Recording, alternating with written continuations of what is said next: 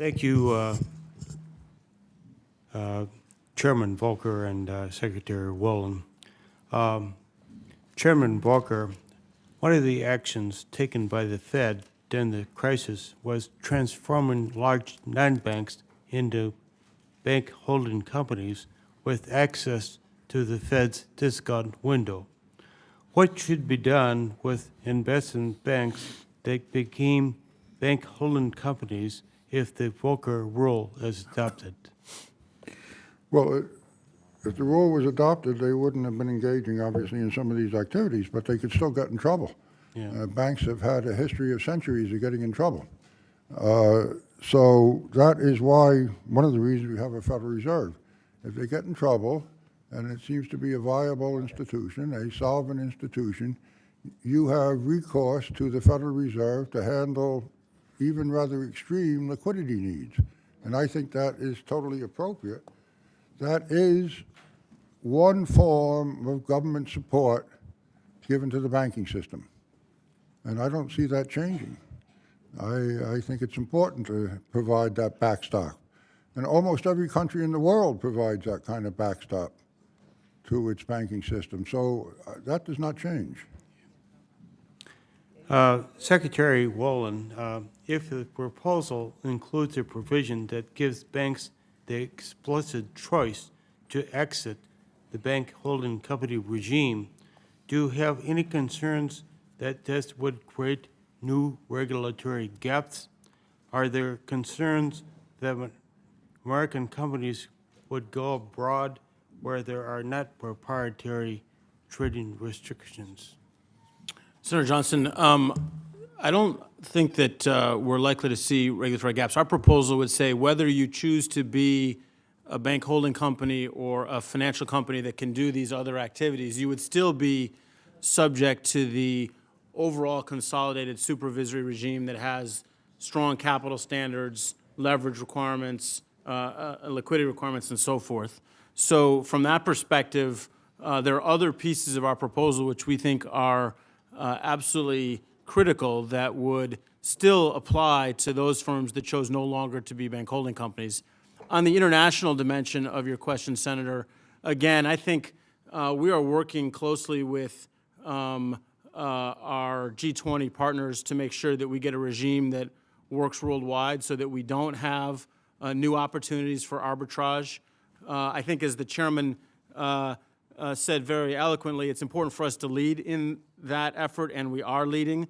And at the end of the day, again, I think that for us to have a strong regulatory regime is in some sense the most important competitive advantage that we could create, because capital will want to flow where it is going to be protected and safe, and where the overall framework is one that can be relied upon. Chairman Volcker, our Secretary Wolin, it is my understanding that the federal banking regulators already have the discretionary authority to impose activities restrictions right now, very similar to what would be mandated by the Obama proposal. The Fed may require a bank holding company or a financial holding company to terminate any activity or divest control over any subsidiary that has reasonable belief that constitutes serious risk to the financial safety, soundness, or stability of a subsidiary bank on a firm-by-firm basis. Do you believe that the Fed has this authority? Are there specific examples in the last few years where you think they failed to use this authority? Well, I have no doubt that they need further instruction from the Congress, put it that way. I don't know. I've been too far removed as to what authority the Federal Reserve would have to prohibit some activities. Some of these activities, most of them are provided for in law.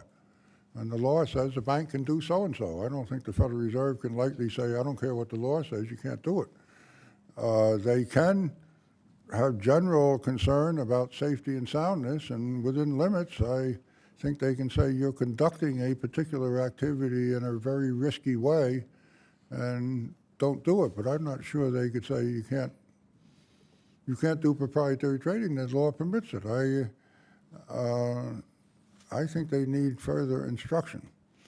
Mr. Wallen? Senator, I think the Fed and the other regulators do have a broad set of regulatory authorities to act in circumstances where they think safety and soundness is at risk. Our proposals suggest those authorities ought to be clarified and strengthened. But in these three areas, we believe that it shouldn't be left up to the discretion of the regulator, that if you're going to get the benefit of the safety net that banks and banking firms enjoy, you shouldn't be allowed to do these three activities, which are riskier and would get the subsidized benefit in effect of that access to the safety net. So we think it's important for the regulators to have even stronger authorities to act in a discretionary way to make sure that when they see something in a firm or that's broader, that they can take appropriate action. But this ought to be hardwired in our view. What are the benefits of restrictions of activities on a wholesale basis instead of restrictions on a firm-by-firm basis? I think you want some consistency over the industry. That's all I would say about that. I don't think you want to say firm A can deal in this business and firm B can't. Now, you might, because of particular circumstances, have some reason to think firm B is taking extreme actions that are not creditworthy, and so you say stop it because they're going overboard. But I don't think you can say they don't have the same authority to take action that another bank does.